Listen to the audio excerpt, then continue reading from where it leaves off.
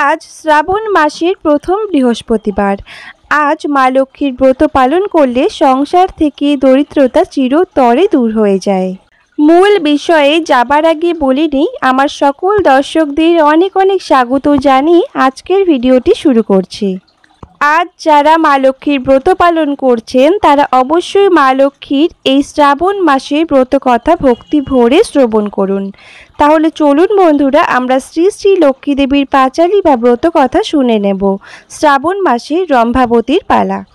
মা লক্ষ্মীর পুজোর একটি অন্যতম প্রধান নিয়ম হলো পুজো শেষে ব্রতকথা পাঠ। মা লক্ষ্মীর প্রত্যেক মাসের ব্রতকথা কিন্তু আলাদা আলাদা। আজকে শ্রাবণ মাসের ব্রতকথা আমরা শুনে নেব। তাহলে চলুন শুনে নেওয়া যাক।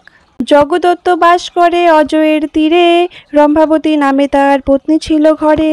ক্ষণকাল জগদত্ত পত্নীরে ছাড়িয়া, থাকিতে না অন্তপুরে রহিত বসিয়া। রম্ভারে একদা জগদত্ত বলে রঙ্গে, বাণিজ্যেতে যাব যদি তুমি যাও সঙ্গে। অবাক হইয়া রম্ভা জগদত্তে কয়, নারী হয়ে কেবা কোথা বাণিজ্যেতে যায়। মোর সঙ্গ ছেড়ে যদি থাকিতে না পারো, চম্পকের মালা দিব তুমি গলে পড়ো।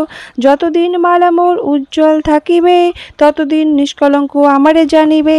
রম্ভাবাক্যে জগদত্ত সম্মত হইয়া, বাণিজ্যে চলিল সপ্ত তরি ভাসাইয়া। কত রাজ্য নদ নদী পার হয়ে এলো, বীরসিংহ রাজঘাটে তরুণী বাঁধিল। ভেট দিয়া জগদত্ত রাজারে তুষিল, চম্পকের মালা রাজা দেখিতে পাইল। মালিনীরে ডাকাইয়া মহারাজ বলে, সুন্দর চম্পক মালা কোথায় পাইলে। আমারে না দিয়া মালা দিলে সদাগরে, কি সাহস পেয়ে তুমি বঞ্চিলে আমারে। সদাগর দেখি তাহা করজোড়ে কয়, পত্নী মোর এই মালা দিয়াছে আমায়। এ মালার গুণ যাহার শুনো নিপমণি, সুকালে আমার পত্নী হবে দ্বিচারিণী।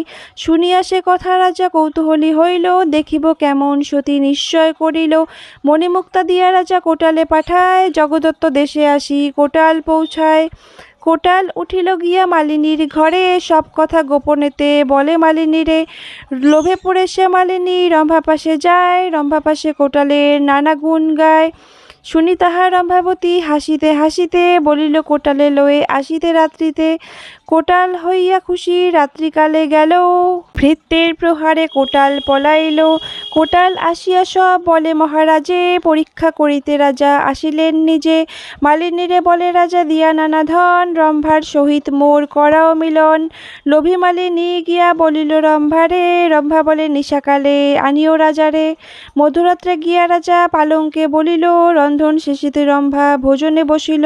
তৃপ্তি সহকারে রাজা আহার করিল। মহারাজ বলে কাছে এসো প্রাণেশ্বরী, রম্ভা বলে মহারাজ নিবেদন করি। সন্তানের সমমোর উচ্ছিষ্ট খাইলে, অবাস্তব কথা রাজা কেমনে বলিল। রম্ভার শুনিয়া কথা রাজা লজ্জা পায়, মা বলিয়া মহারাজ ডাকিল তাহায়।